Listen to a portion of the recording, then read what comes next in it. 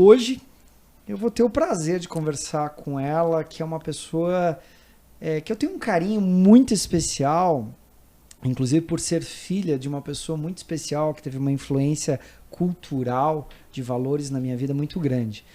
Ela é mulher, ela é brasileira, mas de uma origem cultural oriental chinesa, filha do meu amado mestre, que lamentável não está mais entre nós.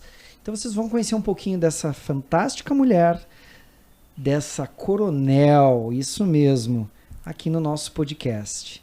Eu já venho contar um pouco mais para vocês, sem restrições.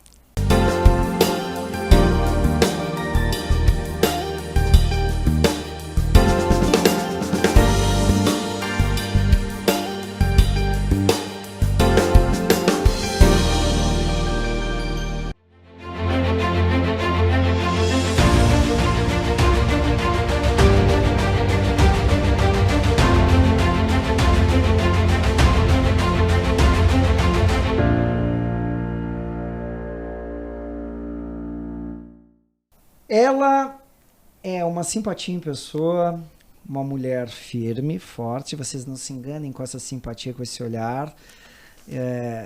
Ela é realmente uma pessoa que faz a diferença.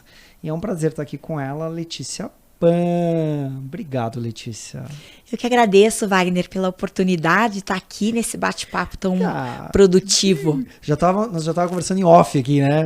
Sim. Eu te espera, vamos falar na câmera. Tanta coisa para falar, Tanta né? Já coisa se pra adianta. falar. Letícia, primeiramente, assim, agradecer mesmo, né? Você sabe o carinho, eu nunca deixo de dizer o carinho que eu tenho por você, né? Pelo teu pai. O pai da Letícia foi meu mestre em acupuntura e tai chi. A influência cultural chinesa, quando eu digo que eu tenho, veio do instituto do pai da Letícia, né? Que não está entre nós já faz 2 anos, né?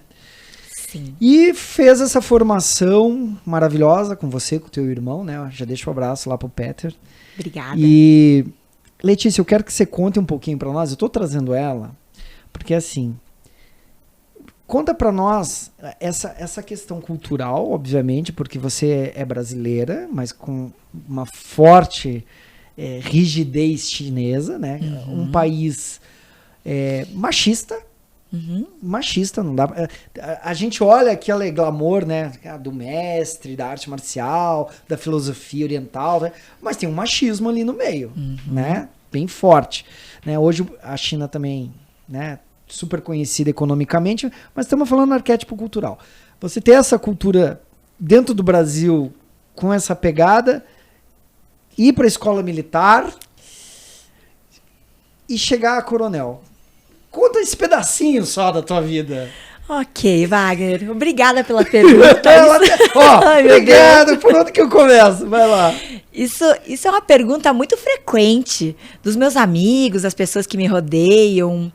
Eu acho que para entender todo esse cenário, acho que é bem importante saber a origem. Sim. Então, eu sou filha da primeira geração primeira geração de chineses aqui no Brasil. Os meus pais, você conhece minha mãe. Sim. Os meus pais chegaram no Brasil na década de 60. E como todo imigrante aqui no Brasil, eles vieram com muita energia, muito cheio de esperança, muita garra, um sonho de construir algo melhor, principalmente em se tratando daquela China, que era uma China muito conflitante, muito pobre. Meu pai veio da China continental e minha mãe é taiwanesa. Sim. Então, mas a origem do meu pai é uma origem muito humilde, sim, um país socialista. E todos enxergavam no Brasil como um lugar muito próspero, tanto em termos climáticos, como em termos de prosperidade. E eu cresci, basicamente, ouvindo isso do meu pai, que ele era muito grato ao Brasil, que tinha recepcionado ele tão bem, porque, afinal de contas, tudo que ele construiu, basicamente, foi aqui na nossa terra. Sim. Então, eu sou brasileiro. Isso eu não lembro, tá? Mas seu pai veio direto para Curitiba? Não. Como todo chinês, eles foram para São Paulo. Mas o meu pai, ele, diferentemente de todos os chineses, ele não era comerciante, ele já era Ele tinha uma formação, ele era pedagogo, e ele teve também a formação na área da medicina tradicional chinesa, então ele já era formado com ensino superior, pós-graduado, então ele já tinha uma formação acadêmica, diferentemente às vezes uma cultura, né? Mais... Muito. Do estudo. Que é mais ocidentalizada nesse formato, no caso. Sim, pode-se dizer pedagogia, que sim. Sim, então, meu pai ele veio para o Brasil e, claro, como todo chinês, vai sempre para São Paulo, porque São Paulo sempre foi e ainda é a referência econômica, onde tem as grandes oportunidades de mercado, então ele foi para lá.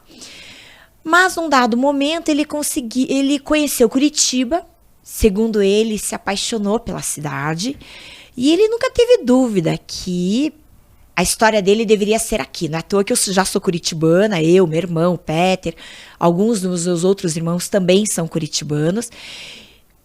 Alguns dos seus outros irmãos? Você não se lembra? Não lembro tanto assim. É que eu sou jovem. Sim, então, sim, claro. Eu sou caçula de 5. Você é a caçula, isso eu sei. De 5. Eu não lembrava que eram 5. Eu lembrava que eram 4, 3. Eu sei por que você não se lembra. Porque os meus 3 irmãos mais velhos são filhos do primeiro casamento do meu pai. E como aqui é um podcast sem restrições, né? Sem restrições. Meu pai nunca falou publicamente muito que ele havia, assim, sido casado, né, no primeiro momento. Não, é que assim, Letícia, né, a ideia... Pra quem não entende, né? Porque até aquela questão, as pessoas veem filmes, né? Tudo que vê filme, acho que filme é realidade. Seja filme americano e, vamos falar, filmes orientais também. Também. Então, claro, né? Quando eu tive a oportunidade de conhecer seu pai, ainda era lá na praça... 29 de março. 29 de março, ainda era o instituto lá.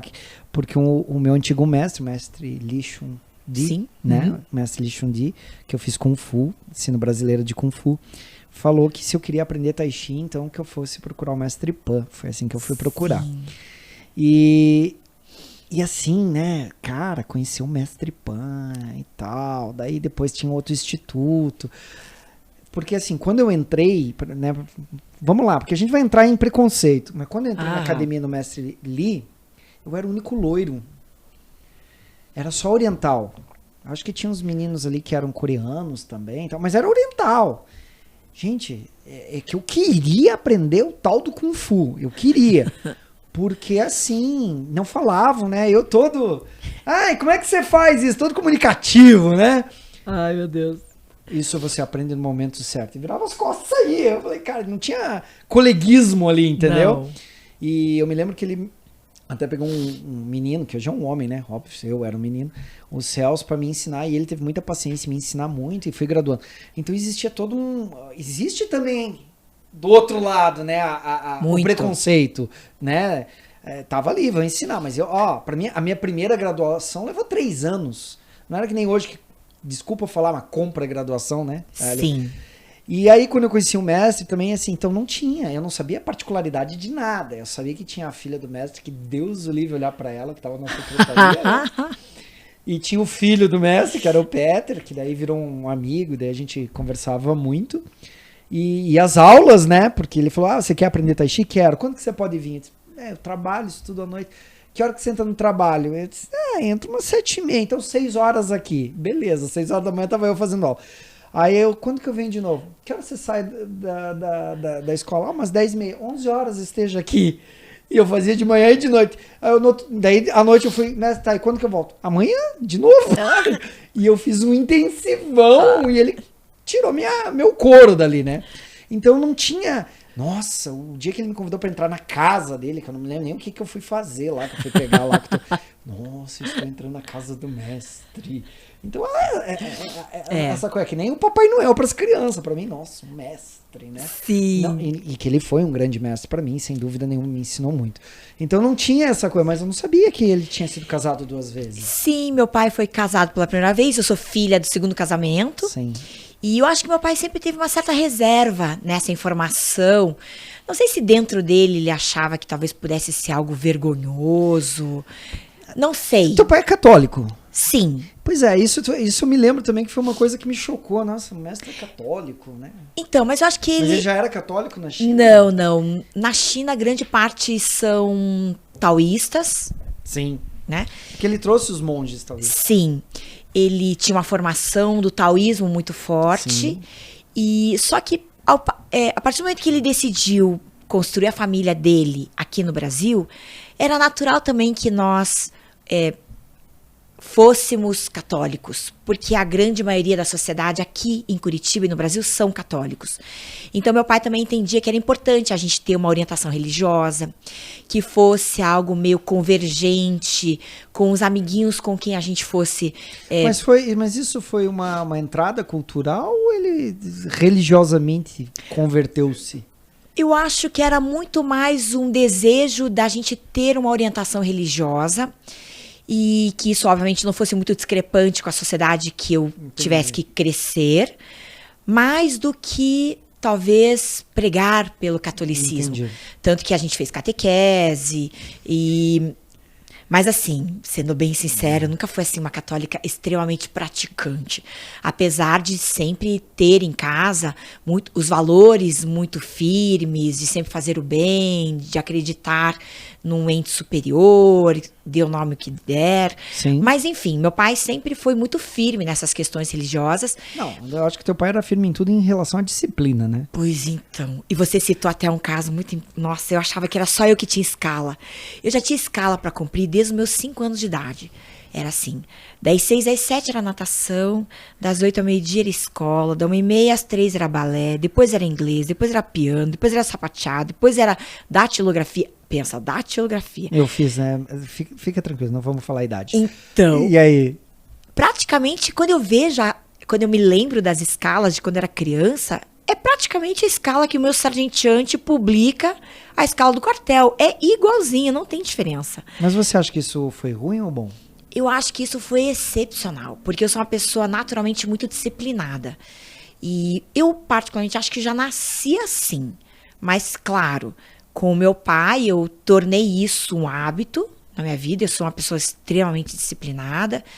Anoto tudo, assim, quase nunca deixo pontas soltas. Assim, se tem alguma coisa que eu preciso fazer, eu preciso pelo menos finalizar aquilo, eu preciso concluir. Não posso deixar isso no limbo. Sim. Então, eu acho que foi muito bom, porque um pouco de disciplina na vida de qualquer um faz muito bem. Pois é. Na minha opinião, né? É que assim, é por isso que o programa se chama, o podcast se chama Sem Restrições. Eu já diria assim, um pouco não, eu acho que é fundamental. Eu acredito que a disciplina, e até porque a gente falou um pouquinho de religião, a ideia não é falar de religião. Primeiro que doutrina espírita não é uma religião. Se fala religião, mas não é uma religião. Mas quem estuda um pouco, a gente sabe ali que uma das maiores premissas, né? Todo mundo fala de Chico Xavier, quando o mentor fala para ele, Chico, disciplina, disciplina e disciplina. E eu tô falando assim, ele tá falando lá de espiritualidade, ele falando de disciplina. Olha. Imagina numa vida material que é a nossa. Então eu acredito que o alicerce da disciplina, que é, né, eu sempre uso esses exemplos. 3 coisas no mundo inteiro que não importa a cultura. Exército. Clero, de uma forma geral, não tô falando só da igreja católica, mas de uma forma geral, 2 coisas. Qual é a base que sempre existiu em todos os países, em todas as culturas e até hoje estão firmes? Por causa da disciplina. Eu acho que se não tem disciplina, eu acho que hoje é muito mimimi, Letícia. Eu acho que é muito mimimi, porque eu diria até para você assim, hoje, se colocasse um garoto para fazer um treinamento que eu fiz com seu pai, ou que eu fiz com o mestre Lee, cara, é bullying, estão batendo, estão isso, estão judiando. Estão judiando, mas daí escuta, como é que forma um soldado, cara? Você tá sendo formado, né? Que eu sempre digo, a gente é formado pra vida, e a vida não vai ter pena pra bater. Então eu acho, né? Por isso que eu te perguntei, quando você começou a colocar, eu acho que os países orientais, por exemplo, estão tão à frente. Talvez algumas coisas de maneira radical, que tem que ser considerado, óbvio, mas um outro lado, por causa da disciplina, porque as crianças estudam, porque as crianças têm obrigação, porque elas, não tem, né, eu falo, olha que, né, eu passo aqueles videozinhos, não sei se é exatamente chineses ou outra cultura, o menininho de 5 anos fazendo um preparado e dando pro irmãozinho, você já deve ter assistido. Sim. E aqui uma criança de 6 anos não tem capacidade de virar o chinelo, pô. De dar descarga na patente. Desculpa falar, mas... mas é pequeno, não entende. Como não entende? Pô, não entende puxar uma descarga, apertar um botão? Entende. Eu acho que falta disciplina. E acho que você toca num ponto bem importante, que seja nas famílias orientais, ou na educação de qualquer família nossa, inclusive. Sim.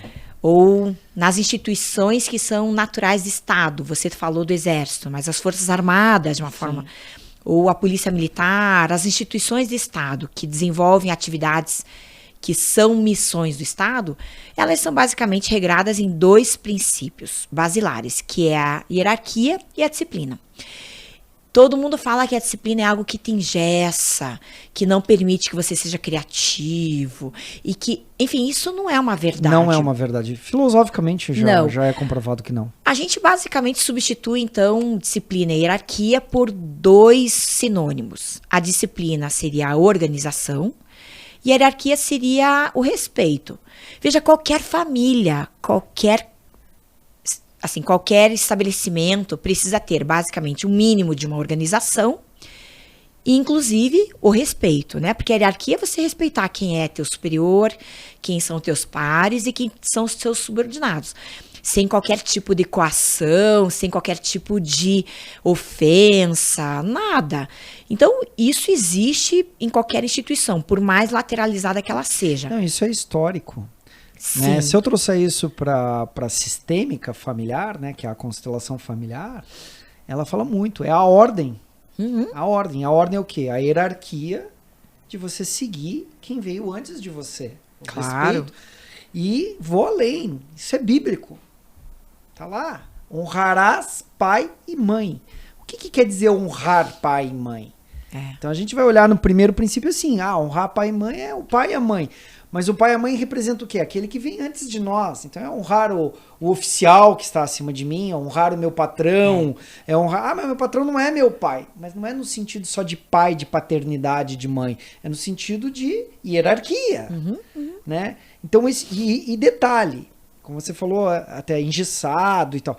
Honrar, não está escrito amarás. Não está escrito concordarás. Claro. Nem está escrito seguirás, está escrito honrarás. Perfeito. Então honrar não é uma coisa engessada, honrar é ter um respeito, né? Sim. Por aquele que vem antes de você e te dá alguma coisa. Talvez um pouco mais correta, talvez um pouco... Mas ele está te dando algo. Cabe a você transformar esse algo em algo melhor. É verdade. Né? Tá certo, é isso aí. Eu acho que é por aí. Eu comprei esses valores dessa forma, mas eu quero saber o seguinte, senão eu fujo aqui e com você eu sempre acabo caindo num papo filosófico.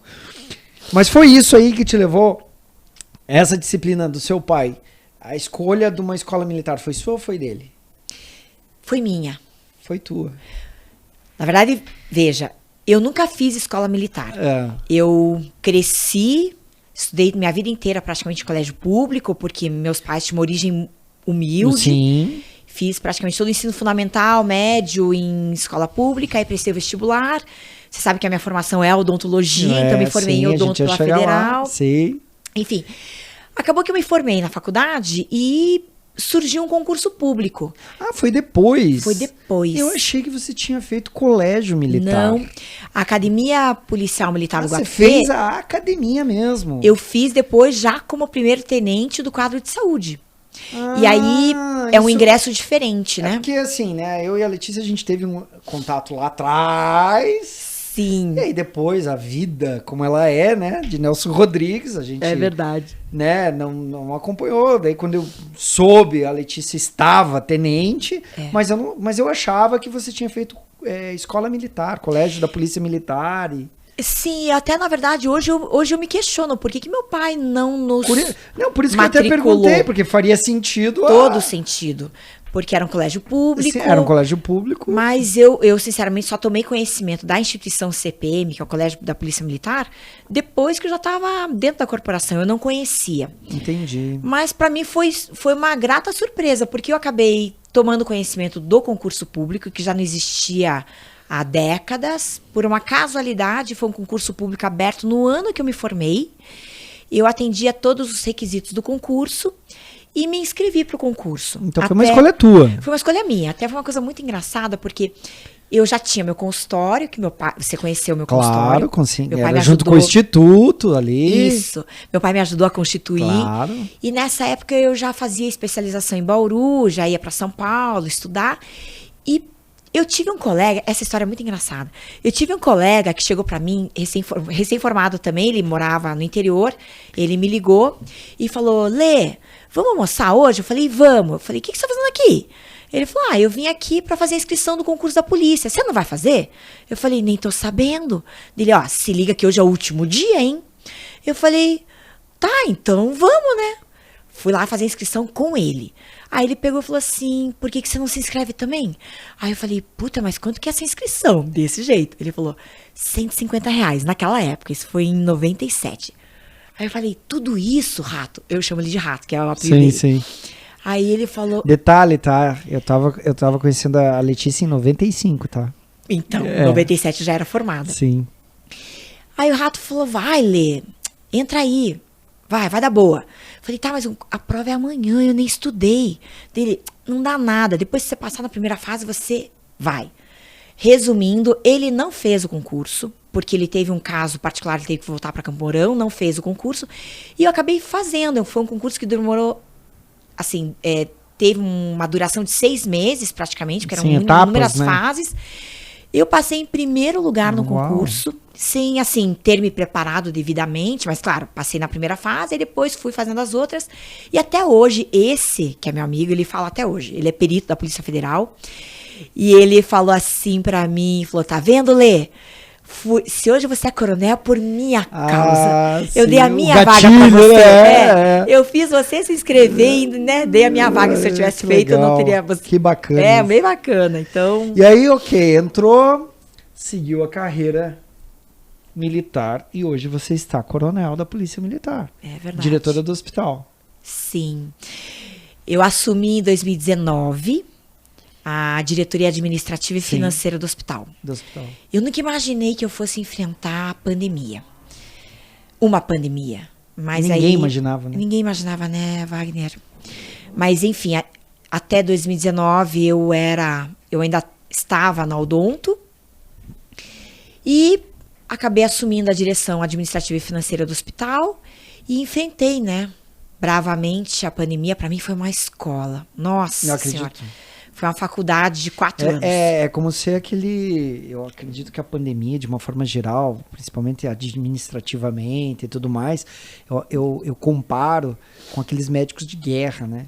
O cara vai pra guerra e lá não tem tecnologia, não tem nada, cara. É peito na raça e o que vier tem que lidar. É verdade. Acho que foi por aí, né? Foi por aí. Mas foi muito bom. Foi uma escola. E aí, posteriormente, essa direção que eu assumi, ela foi desmembrada em 2. A diretoria administrativa e a diretoria financeira. E hoje, então, eu acumulo somente a diretoria financeira, e porque ela foi crescendo cada vez mais, era humanamente impossível alguém fazer as 2 direções ao mesmo tempo. Sim. Então, tô lá, nessa luta diária. Tá, mas eu não vou deixar esse papinho assim, morno, né? Que daí você tá achando que veio aqui bater papinho comigo. Ué, e não foi? Não, quero saber a tal da coronel em casa ali, com o marido, como é que é? Hein? Quero saber 2 coisas. Primeiro, quero saber isso, né? Brincadeiras à parte, né? Teu marido é um querido, eu tive a oportunidade de conhecer, uma pessoa simpática e tal, mas quem manda em casa é você, né? Olha, como toda residência. Desculpa aí, ele é tenente, Cruz. né? Não, ele é major. Desculpa. Desculpa aí, Major Cruz. Eu acho que toda casa, não? Não é? Não sei, na China é? Sim, na China, em casa, quem manda é a mulher. Só que não? Só que não, né? Mas falando sério, que você tem essa personalidade, você tem essa liderança, tudo isso assim, mas a pergunta é assim, ok, uma chinesa, tecnicamente, dentista, e aí vai e presta concurso, tira em primeiro lugar. Você sentiu preconceito? Você sentiu alguma dificuldade? Claro, não precisa citar nome de ninguém nem nada assim, mas teve algum momento assim que deu aquela... desculpa falar, mas lá vem aquela chinesinha ali? Eu nunca senti isso diretamente na pele, porque a gente sempre faz por merecer. Se hoje eu acho que o mérito sempre mata tudo, né? Sim. Você mostra que veio. Mas a pergunta é, veio? Você sentiu alguma coisa assim? Porque também o ambiente militar é um ambiente masculino. Muito. Predominantemente. Hoje, eu acho que nós não somos nem 20% da corporação, as mulheres. Então, acho que, de acordo com as últimas atualizações, 16% de todo efetivo da PM são mulheres. E veja, o concurso está aberto, qualquer uma pode prestar. Ótimo. Tá, mas primeiro me responde, senão eu vou sair do contexto, porque eu já quero entrar em outra coisa. Teve alguma situação, você sentiu ou falaram pra você alguma coisa assim? Existe. Ou foi tranquilérrimo? Pra mim, pessoalmente, a oficial Letícia nunca sentiu isso na pele. Ótimo. Porque talvez a minha patente hoje não me permite também... talvez passar por essas situações pouco constrangedoras. Entendi, porque há um respeito de patente. Sim. Agora, eu sei, naturalmente, numa corporação muito masculina, que existe, sim. Com outras talvez moças. Praças, soldados, cabos, sargentos mulheres, elas têm aí, claro, uma jornada muito mais difícil que a minha. Entendi, mas você não teve. Então, até mesmo por ser chinesa, porque tem isso também, né?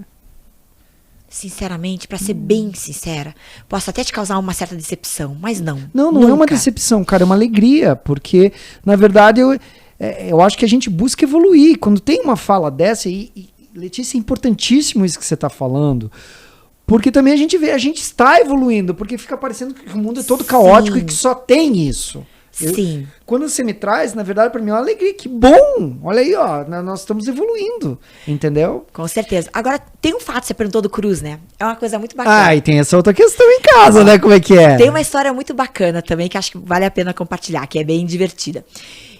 Eu aprendo muito com o Cruz. O Cruz é combatente, ele é do quadro combatente, eu sou do quadro de saúde. Então, são quadros distintos na corporação. E...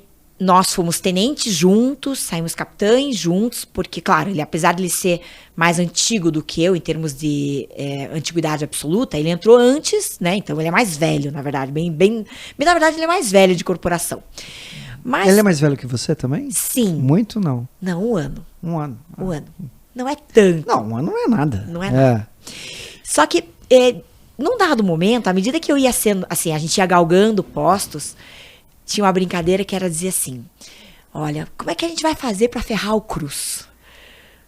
Né, os oficiais ali, os coronéis, brincando, assim, porque o Cruz é muito querido. Não, ele é muito querido, é uma pessoa ele assim, é uma pessoa muito... Não tive a oportunidade de ter um convívio, mas o pouco que convivi, nossa. Ele é assim, ele é um oficial de respeito. Ele é um pessoa... Dá pra ver que ele é bem humano, assim, que ele é bem de boa praça, como diz, né? Sim, e assim, ele goza de um respeito que é extremamente meritório. Sim. Mas na época, quando os coronéis diziam... puta, como é que nós vamos ferrar o Cruz? Como que nós vamos ferrar o Cruz? E ele também, assim, na fila para ser promovido. Sim. Ó, despromover não dá. Sabe o que vamos fazer? Vamos promover a Letícia. Claro!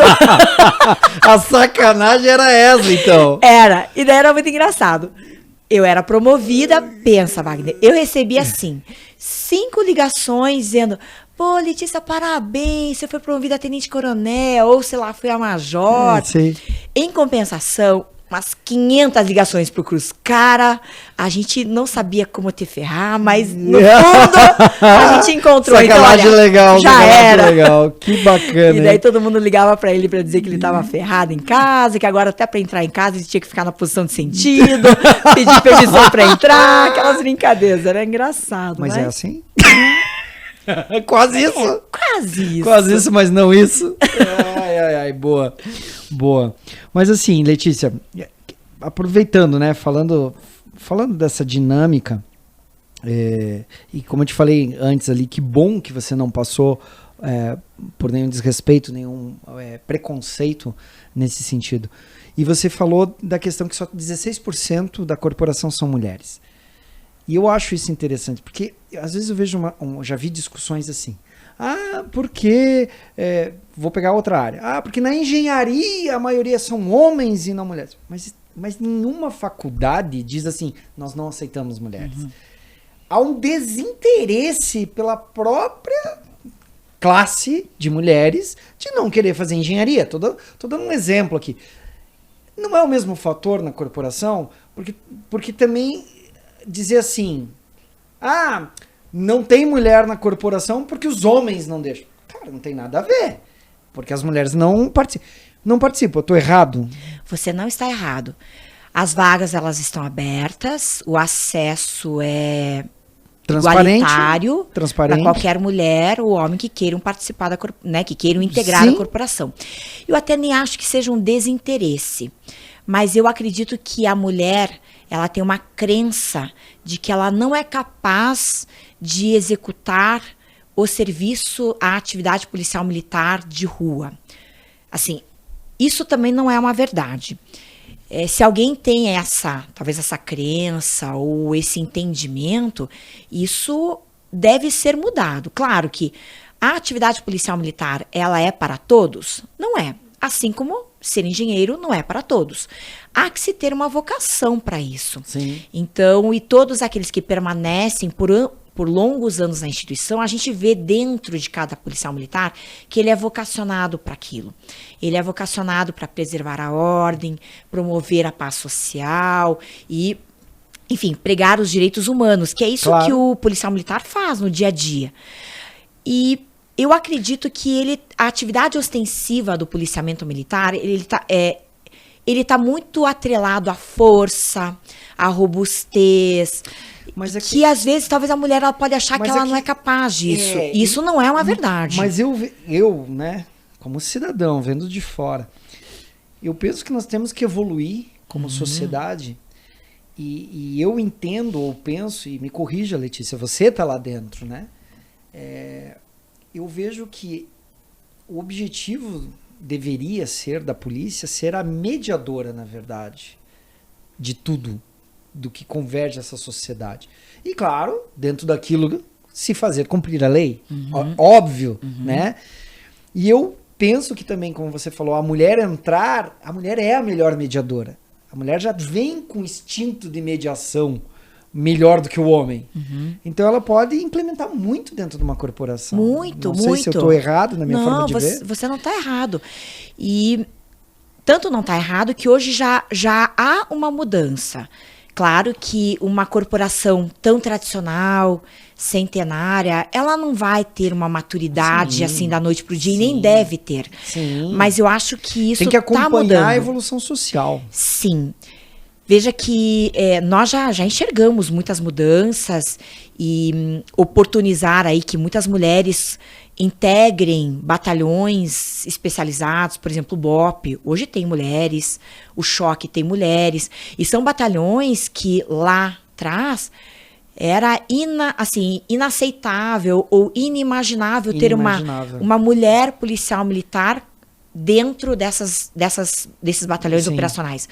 A mulher ela é facilmente enxergada assim, fazendo uma atividade meio, como médica, administrativo.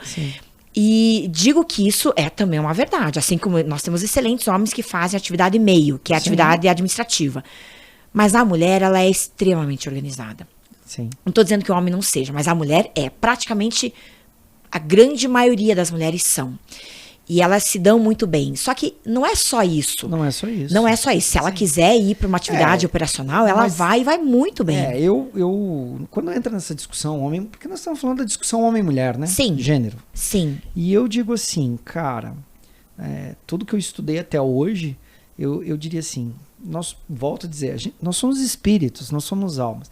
Claro que a mulher tem uma sensibilidade biológica, que, né, você também estudou anatomia, sendo dentista, mais sensível. Mas isso não quer dizer que ela não pode ser treinada a ser mais robusta, mais firme, entendeu?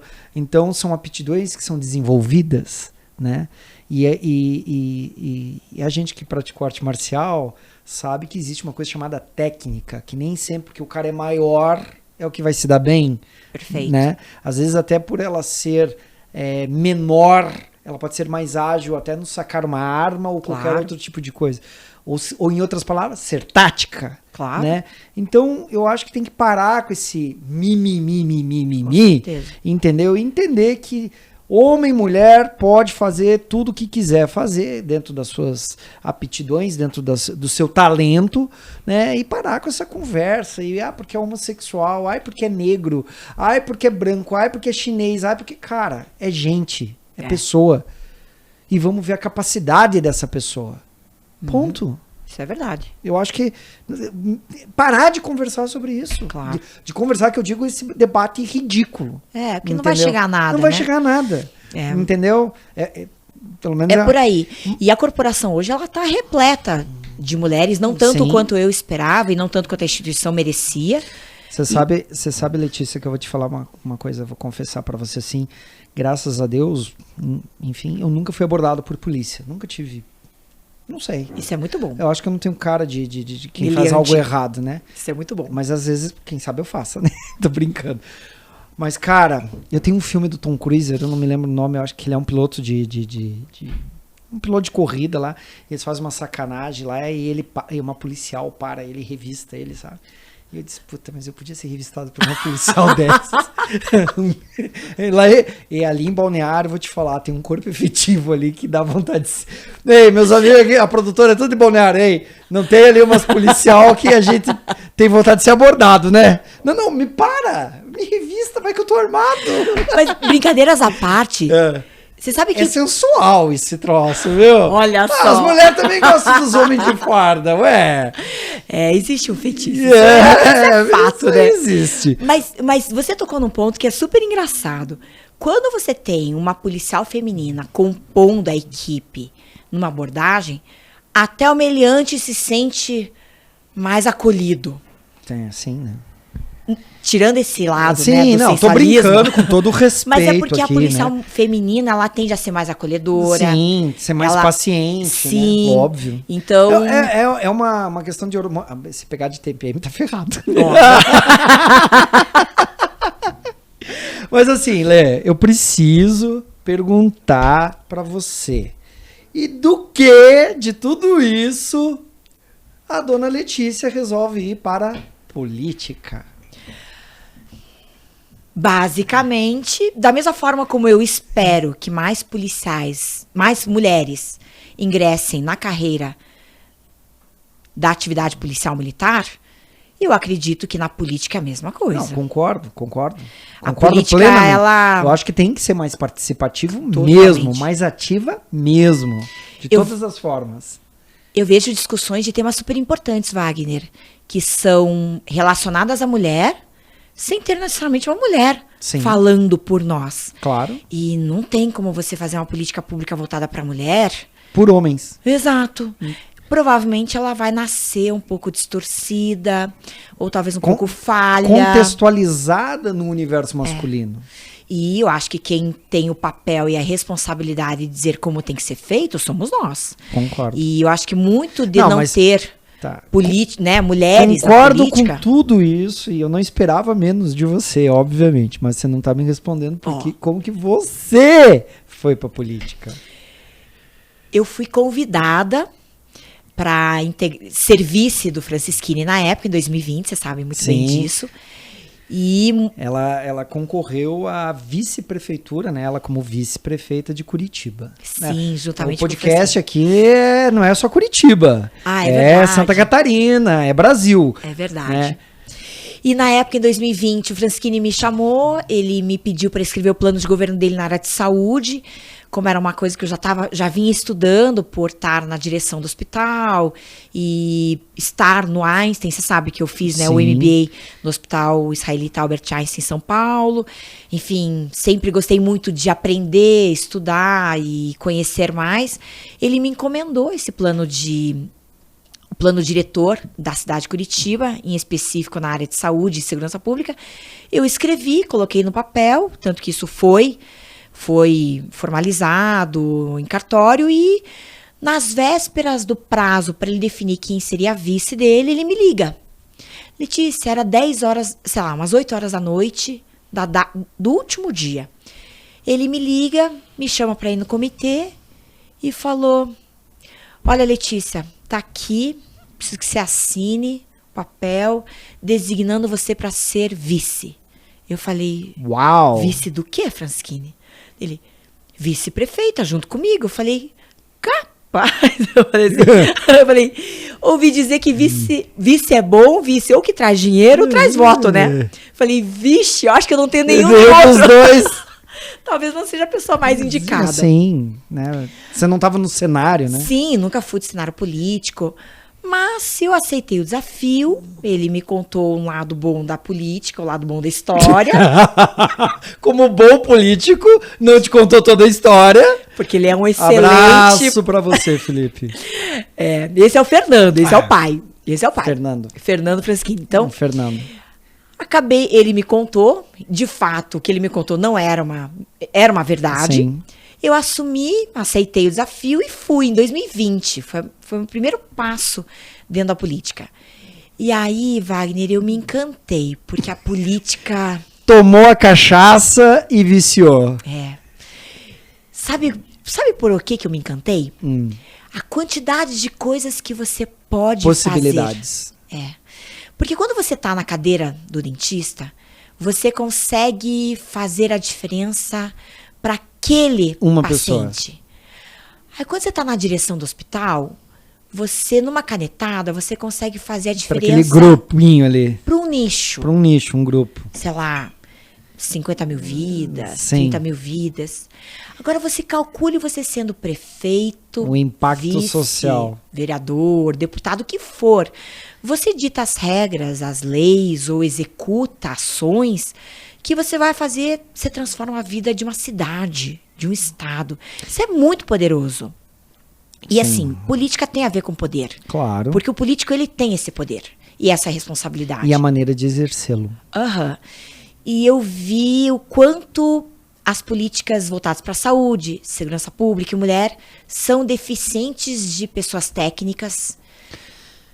Cara, sou obrigado a falar aqui. Na verdade, assim, eu convido vocês todos a buscarem a vida da Letícia, porque tá lá para ser vista, o currículo da Letícia. E, lamentavelmente, Letícia, como foi minha área, até partilhando, não tive a oportunidade de conversar com você, mas a gente está entrando nessa fase aqui de ser comunicador, trabalhar com podcast, trazer as pessoas, mostrar pessoas do bem, pessoas como você, honradas, pessoas que querem fazer a diferença. Porque eu optei por não ser mais terapeuta de consultório, que vem de encontro com o que você falou, mas também vem de encontro porque, como eu já comentei em outros podcasts, as pessoas não estão mais preocupadas em ver nosso currículo, elas querem ver quantos seguidores você tem. Isso é verdade. É lamentável, é triste isso. Então, elas não vão ver tua trajetória. E na política isso já é mais antigo ainda, porque elas não vão ver se você tem a capacidade técnica de sentar na cadeira e fazer a gestão e a execução, ou legislar. É indicado do fulano. O marketing é bom. E até aproveito esse ensejo que eu tô falando e te pergunto assim, você sentiu decepção, assim, na tua experiência em ver isso, que, cara, as pessoas não veem o valor maior das pessoas que ocupam? Não, Wagner, eu não enxergo por esse lado, porque a política ela é uma jornada. Nenhuma pessoa... E uma trama. Também. Mas nenhum ser comum do povo que não tem visibilidade, como eu, por exemplo, como você, como qualquer um daqui que nos assiste, vai ser eleito na primeira leva. Porque o primeiro quesito para você ser eleito é você ter visibilidade. E para isso, realmente, o número de seguidores é importante. O quanto a tua presença digital, ela é importante. Hoje mais do que nunca. Em tudo. Então, você vota naquele que você conhece. Você não vai votar necessariamente num desconhecido. Concordo plenamente com você. Mas aqui é onde eu tô falando, assim, as pessoas não... Às vezes, esse conhecimento é superficial. Esse conhecimento é como você olhar para essa caneca e todo mundo tá olhando, mas não olha o que tem dentro. Sim.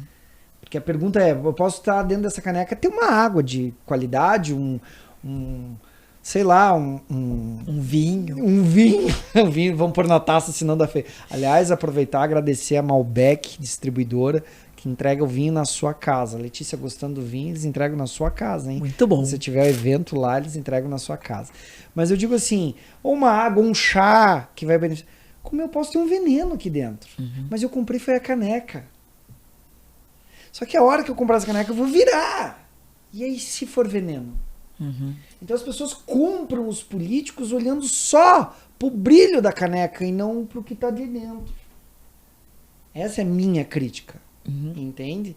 Então eu concordo com você. É uma jornada, tem que construir, tem que ter alianças, tem que mostrar força política. Mas eu digo que o outro lado, o eleitor, o povo, tem que começar a olhar pra dentro da porra da caneca. Cheirar. Mas será que isso aqui tá bom? Isso aqui não tá passado? Será que isso aqui não vai matar? Não. Porque depois de tomar, aí é difícil. E você tocou num ponto super importante. E eu concordo com você. Você está certo. Muitos de nós nem lembram em quem votou para deputado nas eleições anteriores. Mas lembram de todos os jogadores de futebol.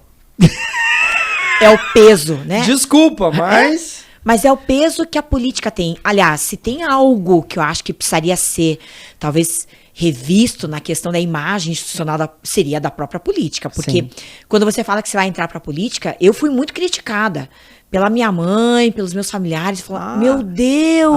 Não, vai se corromper. Isso aí é coisa de bandido. Isso. Cara, quanto mais gente entrar na política, melhor política nós vamos ter. Isso. Essa é a verdade. Só que o sistema eleitoral hoje, ele favorece, ele prestigia quem já está. Sim. Até entendo que por uma continuidade, mas enquanto aquilo for positivo, acho que a continuidade ela é legítima, é excelente. Mas se ela for nociva, é difícil de você desconstruir isso, sabe? Verdade. Mas isso depende só da gente, né? Para encerrar, porque eu queria ficar mais com você. Sim. Você é candidato no ano que vem? Olha só, você prometeu que você não ia fazer essa pergunta. Eu não prometi. Que coisa feia, Não fala isso, porque o que eu prometo eu cumpro. Tu não fala assim, porque que coisa feia. Eu não prometi nada. Eu falei assim, eu vou fazer. Que coisa feia, viu, Wagner? Achou que ia ser só conversinha morna. Tá não tenho nenhuma... Não tenho nenhum posicionamento concreto sobre isso. Bom, mas eu vou me defender. Eu estou a favor, mas não estou contra. Sim, muito bom, muito bom. Bom, mas é que talvez muitos desconheçam, mas o militar da ativa, ele não pode estar filiado a nenhum tipo de partido. Então, eu não sou de nenhum partido, estive lá atrás por um, depois na sequência por outro, mas a gente precisa se desincompatibilizar num determinado momento, participa do pleito eleitoral, sendo eleito, automaticamente eu iria para a reserva, ou seja... Uma licença. É uma licença, automaticamente iria para a reserva, ou seja, não voltaria mais para o serviço ativo, e se não eleito, eu volto para ativa e me desfilio. Então, hoje, nem partido eu tenho. Conversa ruim essa, né? Não é verdade, nem partido tudo bem, eu tenho. Você não tem o partido legalmente ali filiado, mas não tenho nenhum partido. A conjuntura é outra conversa, Letícia. A gente... Tá esperando acontecer. Sim, eu acho que e o cenário, você sabe, né, Wagner? Não se faça de morto. Mas não é pra mim, você tem que entender assim, o que eu sei não importa, o que importa é que o público vai saber. A política ela é muito dinâmica. Sim, rápida, cada vez mais. Muito. E o que está sendo formatado hoje... Pode não ser amanhã. Pode não ser. Inclusive, muitos dizem que o que é lançado hoje, de forma precoce, pode ser totalmente desfavorável. Desandável lá na frente. Então, há aqueles que acreditam, inclusive, que o que está hoje consolidado é, assim, regra que estará desconsolidado nas vésperas. Sim. Então, tudo pode acontecer, inclusive uma possível candidatura a vereador, a vice. Por que não, né? Claro. A gente nunca sabe. Entendi. Então, estamos abertos. Então, ótimo.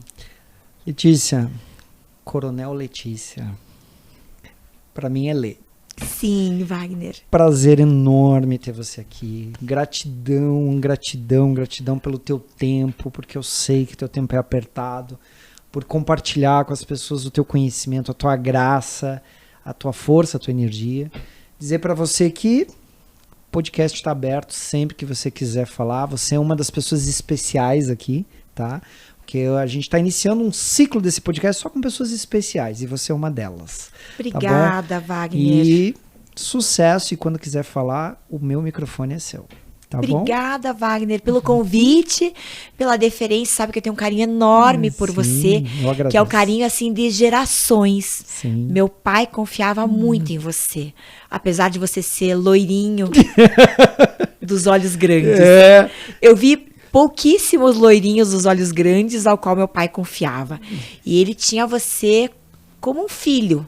Eu acho que meu pai teve 5 filhos biológicos e naturalmente você seria um filho do coração que ele teria adotado. Eu acredito porque, assim, e foi uma influência, eu te diria assim, né, a gente chama mestre, e eu chamo mestre com propriedade, porque ele foi, de uma certa forma, um pai para mim naquele momento ali. Fez parte muito forte da minha formação naquele momento. Que bom. Agradeço.